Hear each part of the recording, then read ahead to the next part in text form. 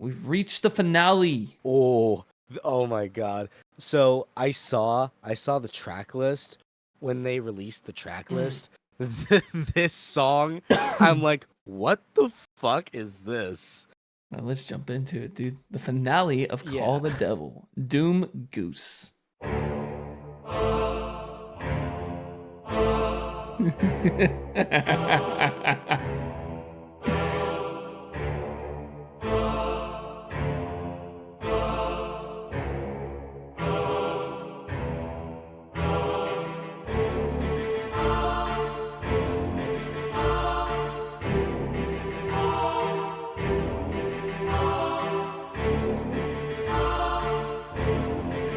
I love it.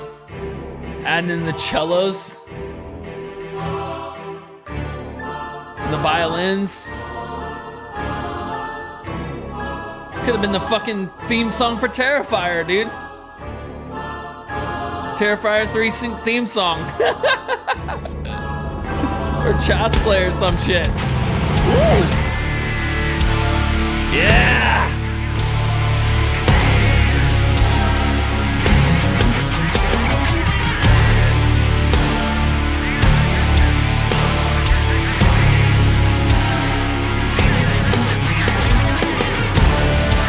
Love the drums on this album, dude.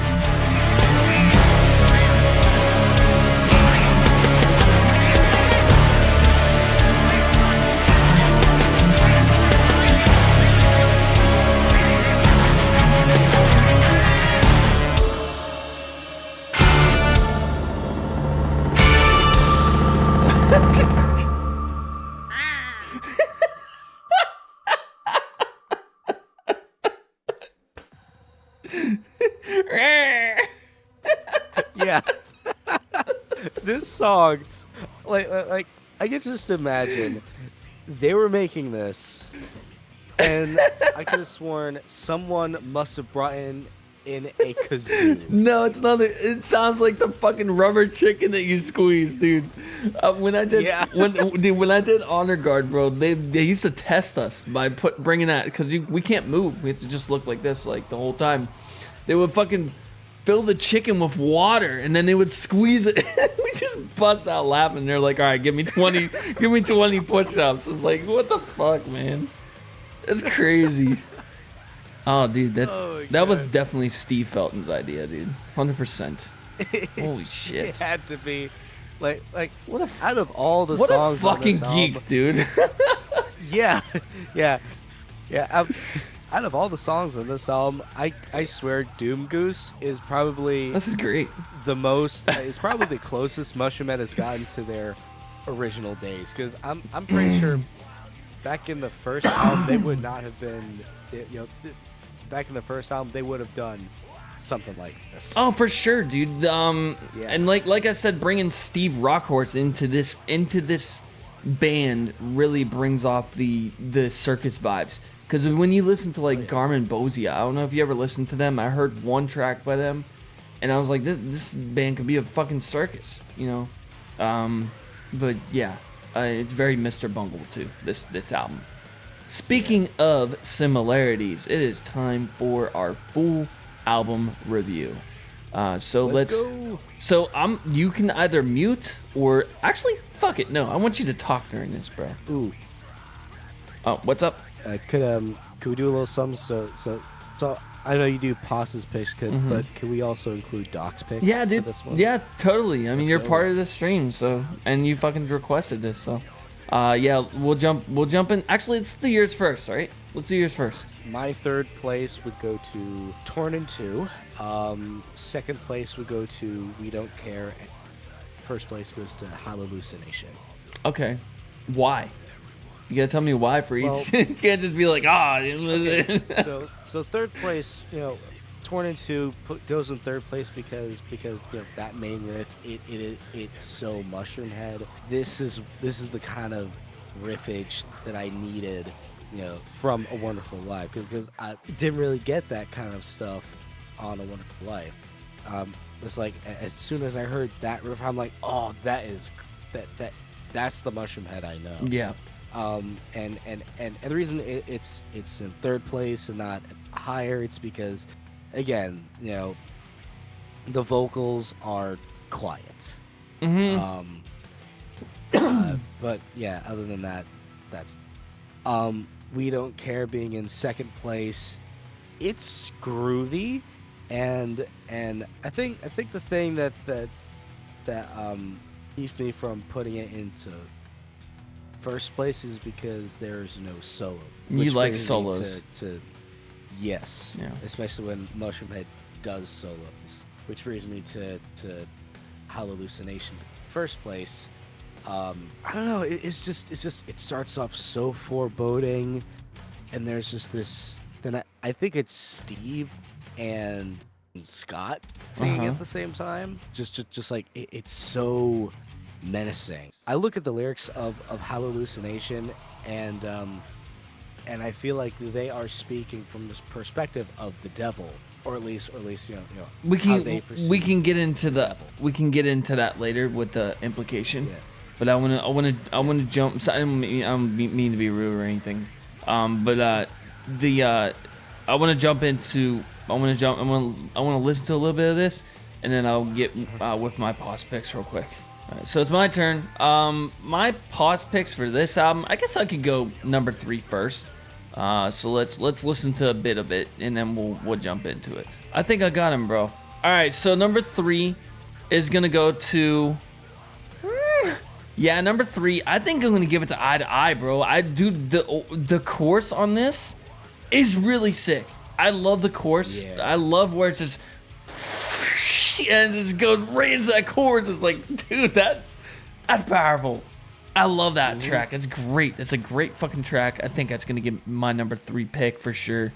Number 2, fuck man, probably Grand Gesture, or Shame in the Basket's good too.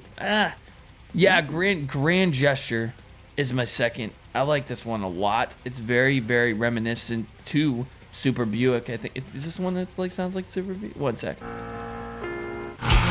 Yeah, it has the piano as like the main composition in this track, and I really like this track a lot. I think this is the one I said it sounds like Never Let It Go. I'm pretty sure this is the one. Yeah, dude, this is a really good track. I like this a lot. This is my second favorite for sure. And my first favorite is, of course, Prepackaged. Dude, Prepackaged is sick as fuck. Yeah. The chorus is amazing. It's amazing on that track. And just the whole around track altogether is sick. It's just a great track. And I'm really, really happy that you put this album reaction in for me to check it out, because I didn't think I was going to ever get to it. Because, dude, this business that I have, the Empire, bro, I can't even tell you how busy it is, dude. I get like maybe 25 to 30 messages from different people every day now.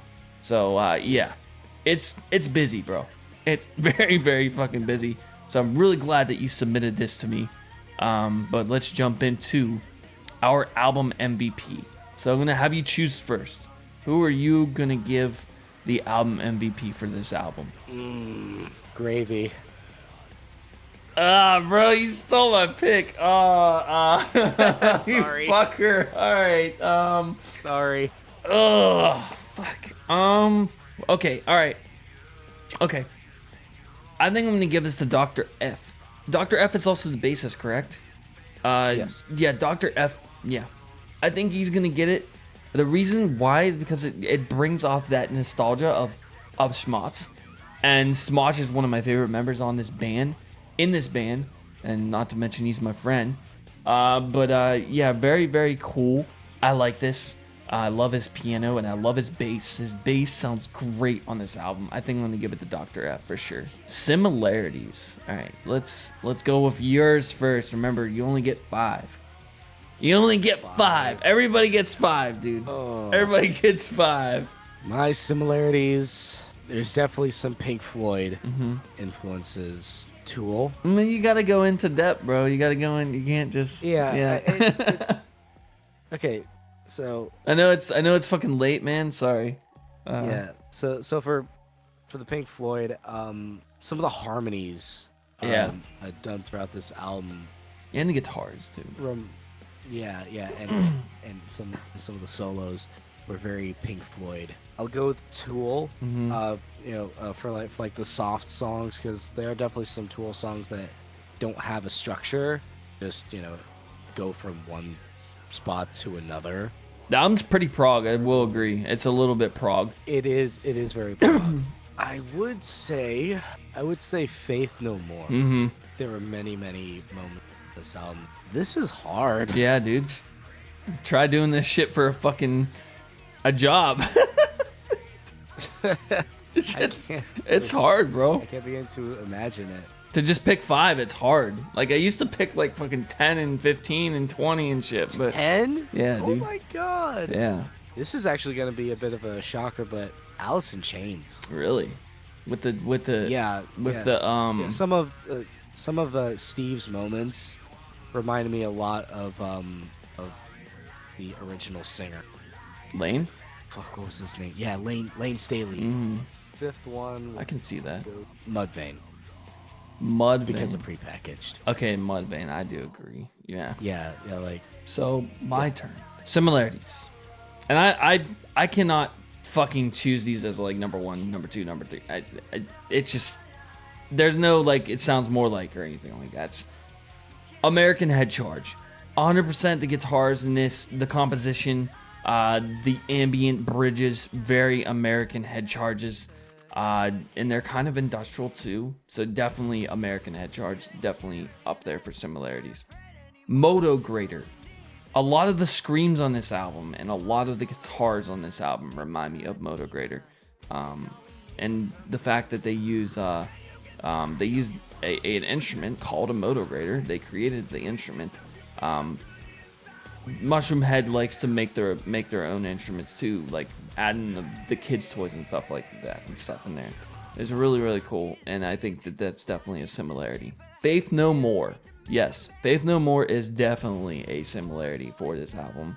I do agree. I'm either going to choose Mr. Bungle or Garmin Bozia. So I could choose Garmin Bozia because that's Steve's old band, but it's kind of leaning towards the side of Mr. Bungle. So yeah, I'm going to go with Mr. Bungle for my 4th pick because of the fucking clown vibes and the carnival vibes. By the way, I've never heard a fucking album by that band, so one of y'all in the comments fucking request it. All right, the 5th pick. Fuck. Hell yeah. Yeah, I'll go with Hell yeah. It's got the Midwest vibe with the guitar composition on more than one song on this album, and it's just like, what the fuck are they doing? I was like, they never done that before, they never sounded like that. When I heard Eye to Eye, I was just like, what the fuck is this? This is Mushroomhead? And it's just like, yeah, definitely Hell yeah, because it has that South vibe to it, definitely for similarities. Genre, it is your turn, sir. New industrial. Would you give this New Awakened industrial ambient, or would you give this New Awakened ambience, or no? Say again. Would you give this New Awakened ambience? It's a new metal industrial and ambient. Quite possibly, yeah. Okay, yeah. We'll choose that as your first. Definitely see that. All right. So New Awakened ambience, and you got 4 more. 4 more. Okay. Southern metal. So groovy, like groove. Right? Yeah, groove metal. Pantera, Lamb of God, Soulfly, stuff like that. Yeah, I do agree. Yeah. I do hear groove metal. You got 3 more. I know, it's hard, isn't it? Alternative Yeah, metal. okay. Progressive metal, prog. There are a lot of songs on this album that are very... Let's go like psychedelic rock. Really? Okay. Yeah, the solo in Emptiness is very reminiscent of psychedelic Floyd rock. Yeah. Okay, I see that. And along with some other, very, very hypnotic moments in this album, very psychedelic rock. Okay. I'll give you those. So I, on the other hand, don't agree that this sounds like New Awakened ambience. It does have different aspects of new metal, industrial, and ambience. So ambient. But doesn't fit the vibe of having all three in all the songs. Gotcha. So yeah, definitely new metal, industrial, and ambient. I'm gonna go with groove is definitely a part of this album. And finally, I'm gonna go with experimental for the last one. Those are my picks for genre. All right, dude, this is the hardest part. The implication. What do you think this album is about? This album, I think it's their interpretation of the devil looking at society today.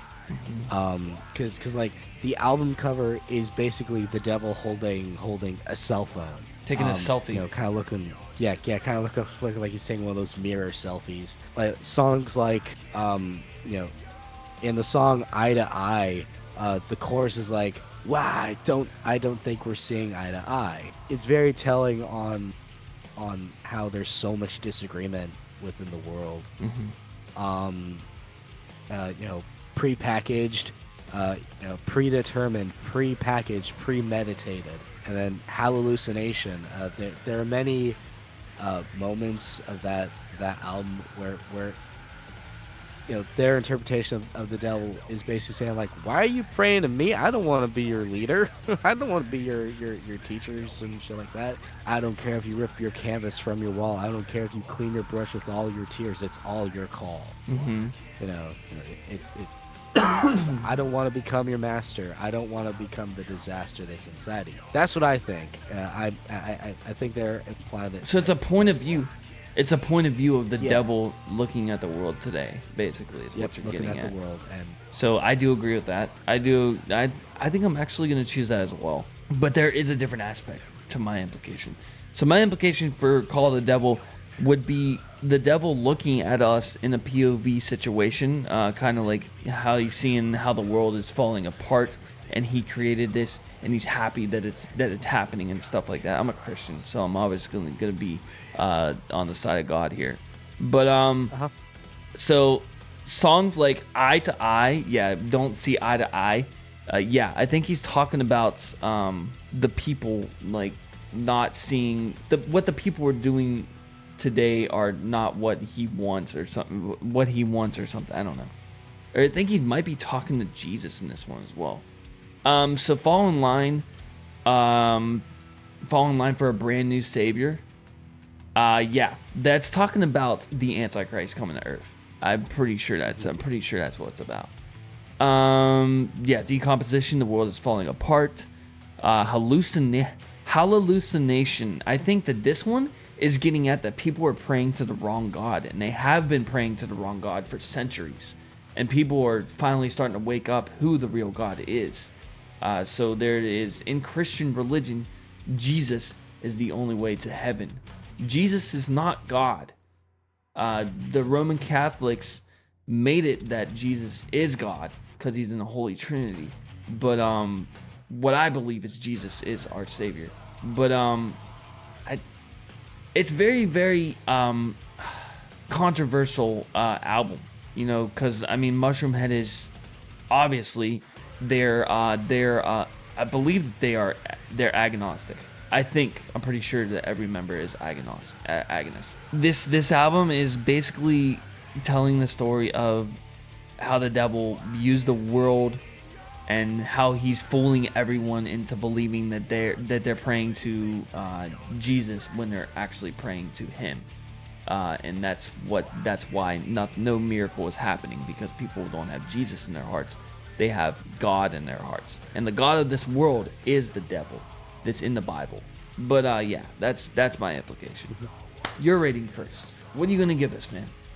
Are you gonna give us a Vegeta rating over 9,000? I would if I was not sick. I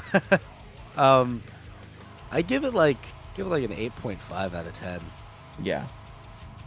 Because like you know, I give an 8.5 because I do know that there are flaws with it. There are most definitely flaws, and there are definitely, you know, decisions made with some of these songs that I don't particularly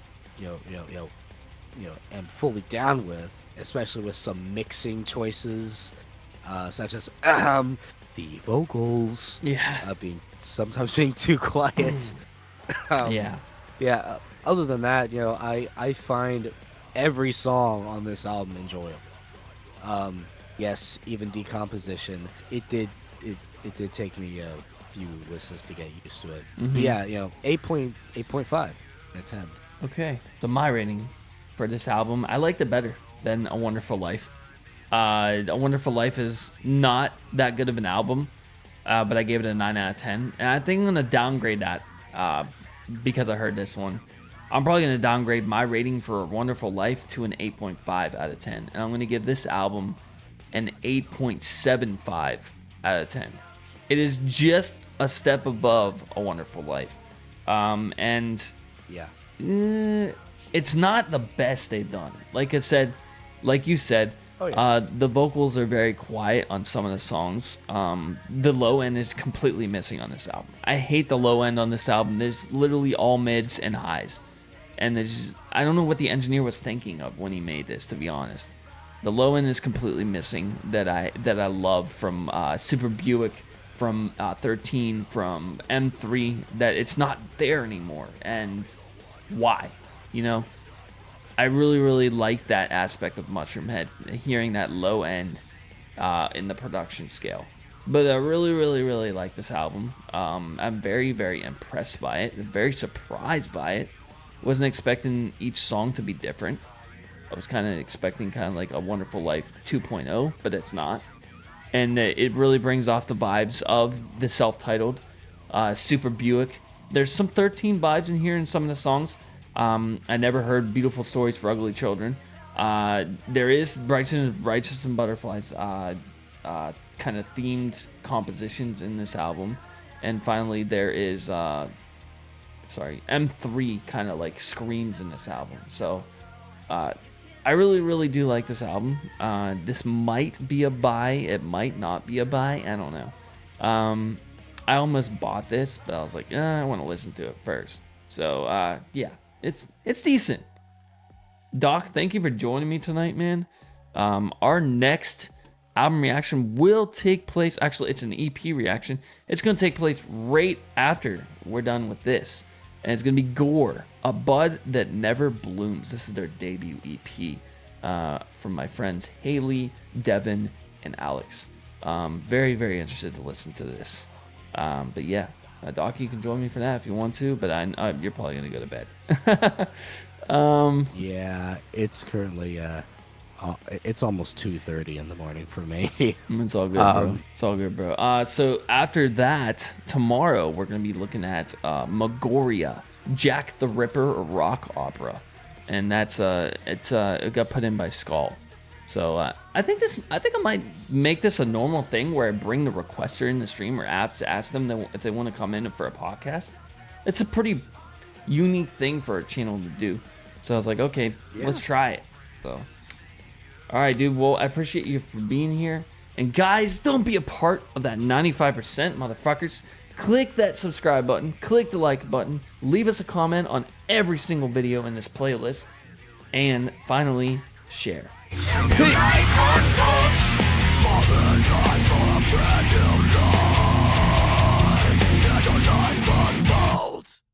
You're killing me.